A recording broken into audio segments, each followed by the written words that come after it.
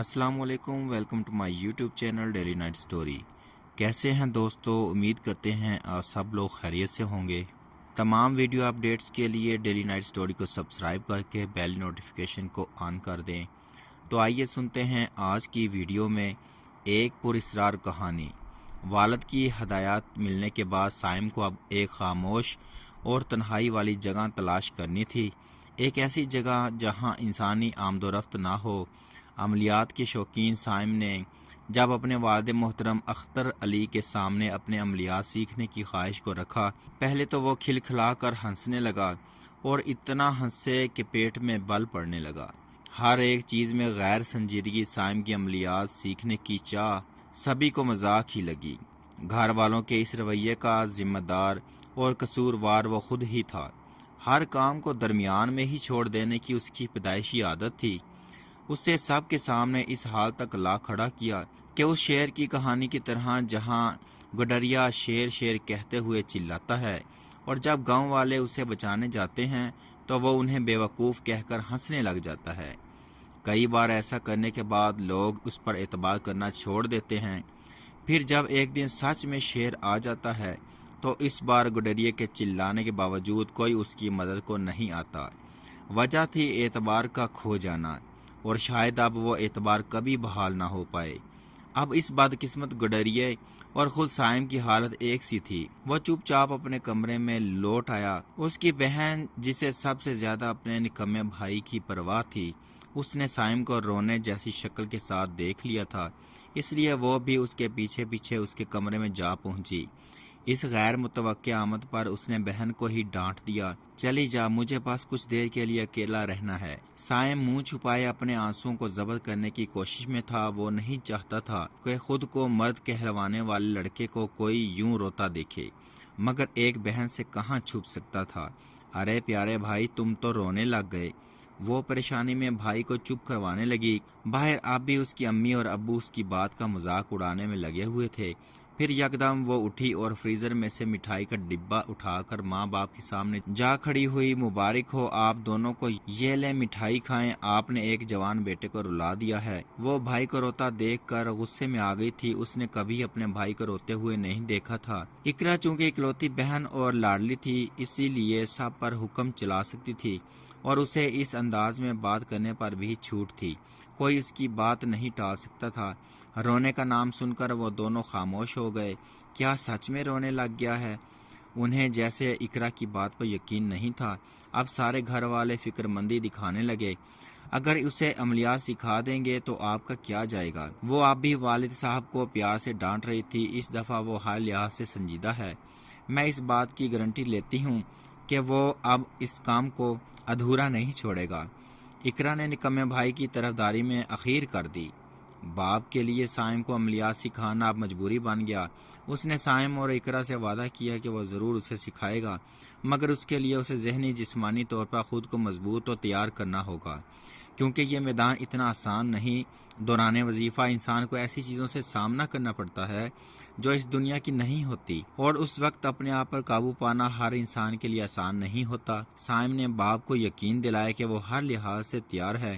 تب اختر علی وظیفوں کے دوران کسی ناگہانی آمد اور مصیبت کے لیے سرپرستی کے طور پر خود بھی تیار ہو گئے۔ شاہ زیب اور عطیہ کا پیار سچا تھا۔ انہوں نے مل کر خاندان والوں کو منانے کی ہزار کوششیں کی، مگر دونوں خاندانوں کی طرف سے نہ تھی۔ مجبوراً انہیں بھاگنے جیسا سخت قدم اٹھانا پڑا۔ اگر وہ ایسا نہ کرتے تو انہیں ڈر تھا کہ ان کی شادیاں ان کی مرضی کے خلاف کہیں اور کر دی جاتی۔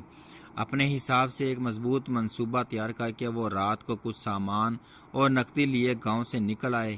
قدرت انہیں شاید ایسا نہیں کرنے دینا چاہتی تھی، اسی لیے اچانک موسم ابرآلود ہو گیا۔ حالانکہ کچھ دیر پہلے تک رات تاروں سے سجی ہوئی تھی، بادلوں کی تیز گڑگڑاہٹ اور بجلی کی چمک خوف و ہراس میں مزید اضافہ کیے جا رہی تھی۔ بادل اس زور سے برس رہے تھے کہ گویا کسی محبوب کی جدائی پر دل کھول کر رونے کے فراق میں ہو۔ اس تیز طوفان نما ہوا کے دوران انہیں آگے بڑھنے میں مشکل پیش آئی اور آگے جانا مشکل سے مشکل تر ہوتا گیا۔ انہوں نے بھاگ کر سڑک کے بجائے جنگلوں کے بیچوں بیچ چھپ کر چلنے کو ترجیح دی تاکہ کسی کی نظروں میں آئے بنا وہ یہاں سے نکل کر کہیں دور تک جا پائیں۔ جنگل شیطان کی آنکھ کی طرح وسیع اور گھنے سے گھنا ہوتا جا رہا تھا۔ وہ دونوں ایک لمبے اور گھنے پیڑ کی اوٹ میں چھپ گئے تاکہ بارش کی پھوار اور بجلی سے بچ سکیں۔ سردیوں کی اس رات وہ بھیگ کر کپ کپاتے ہوئے ایک دوسرے میں سمٹ کر دلاسے دے رہے تھے کہ جلدی ہی موسم صاف ہو جائے گا اور ہم نکل جائیں گے۔ ان کے پاس ایک دوسرے کو اس طرح کے دلاسے دینے کے علاوہ اور کوئی چارہ کار بھی نہیں تھا۔ بہت دور کھڑی ایک بوسیدہ عمارت نے انہیں اپنی جانب متوجہ کیا۔ رات گزارنے کے لیے یہ بہتر سہارا ہو سکتا ہے۔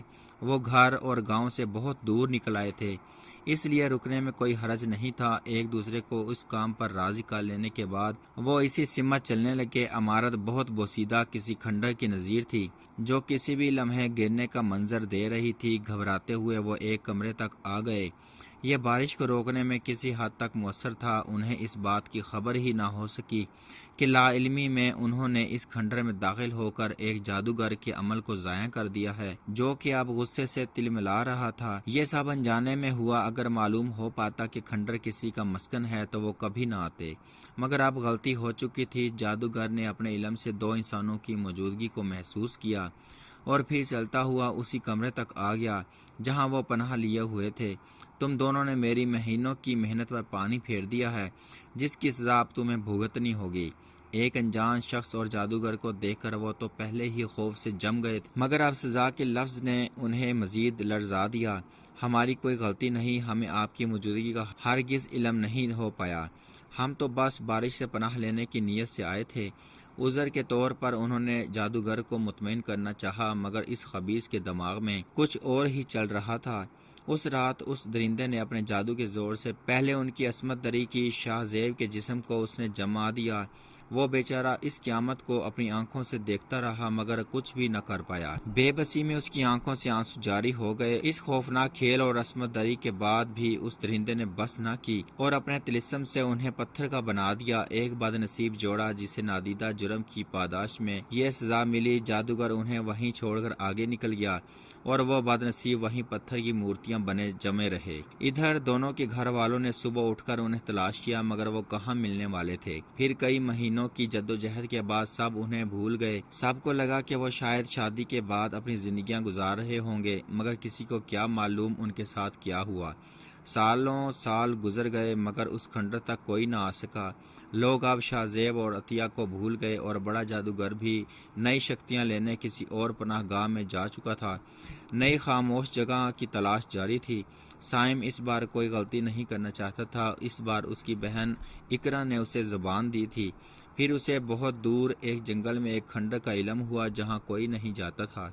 مکمل تسلی اور حالات کا جائزہ لے لینے کے بعد اس کے والد اختر علی نے اسے اجازت دے دی، کیونکہ اس علاقے میں ان کے مریدین تھے جنہوں نے ذمہ داری لی کہ وہ ان کے صاحبزادے کی رہائش اور کھانے پینے کی ذمہ داریاں لیں گے۔ ان کے لیے پیر صاحب کا بیٹا بھی پیر ہی تھا جن کی خدمت کرنے کا موقع وہ باخوشی قبول کر چکے تھے۔ سائم کو مسلسل 10 دن رات کو پچھلے پہر اس وظیفے کو دہرانا تھا۔ اسے صرف ایک جن سے ملاقات کی چاہت تھی جس سے دوستی یا تعلق پیدا کر کے وہ اپنے ساتھ رکھ سکے۔ اسی وظیفے میں یہ اثر تھا کہ ہمزاد اور روحوں سے بات کی جا سکتی تھی۔ اختر علی نے بیٹے کو ایک ہلکا سا عمل بتایا تھا تاکہ وہ اوائل میں آسانی سے اسے مکمل کر پائے، جس سے اس کا حوصلہ اور بڑھ جائے گا اور وہ مزید اس میدان میں آنے کو مچلے گا۔ ٹوٹے پھوٹے مکان میں ایک حصار بنائے وہ آنکھیں بند کر کے وظیفہ پڑھنے میں مصروف ہو گیا۔ حصار اس کی اپنی حفاظت کے لیے تھا جو اسے دوران وظیفہ ہر بیرونی طلسمی حملوں سے محفوظ رکھے گا۔ حصار اس کے لیے ایک قلعے جیسا تھا۔ اسے خاص تعداد میں وظیفے کو مکمل کرنا تھا۔ اس کے والد کے بقول اسے روحوں سے بات کرنے کا موقع 7ویں یا 8ویں روز ہو جائے گا اور اس سے پہلے کوئی پریشانی والی بات نہیں ہوگی۔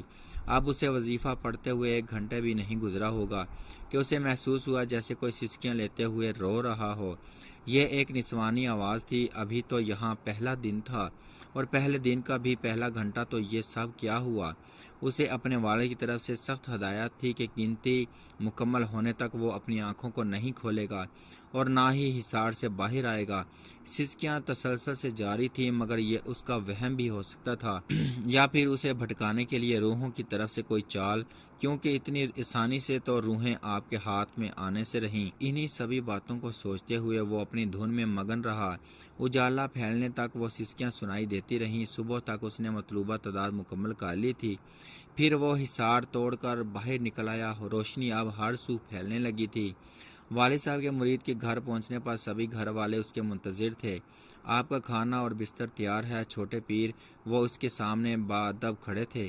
اس عزت افزائی کے لیے وہ ان کا شکر گزار تھا۔ والد صاحب کے ہاتھوں کتنے ہی لوگوں کے مسائل حل ہوئے تھے اور اب وہ ان کے دلوں میں خاص جگہ رکھتے تھے، اس لیے پیر صاحب کے بیٹے کا ادب بجا لانا کوئی بڑی بات نہیں تھی۔ کھانا کھا کر وہ سو گیا۔ اس کے لیے ایک الگ کمرے میں بستر لگا دیا گیا۔ اس نے رات کے منظر نامے کے متعلق والد صاحب کو بتانا ضروری نہ سمجھا۔ اس نے یہ سوچا کہ اگر وہ والد صاحب کو بتائے گا تو انہیں یہ گمان ہوگا کہ میں چلہ چھوڑنے کا بہانہ بنا رہا ہوں اور وہ اسے میرا جان چھڑانا سمجھیں گے۔ عصر تک وہ سوتا رہا۔ اسے نماز کے لیے بھی نہ اٹھایا گیا۔ اس نے اٹھ کر گھر کے متعلقین کو شکایت کی کہ نماز کے لیے اس کی نیند کو توڑا جا سکتا ہے، جس پر معذرت کرتے ہوئے انہوں نے اگلی بار اٹھا دینے کا وعدہ کر لیا۔ ظہر کی نماز قضا پڑھنے کے بعد اس نے مسجد میں جماعت کے ساتھ عصر ادا کی۔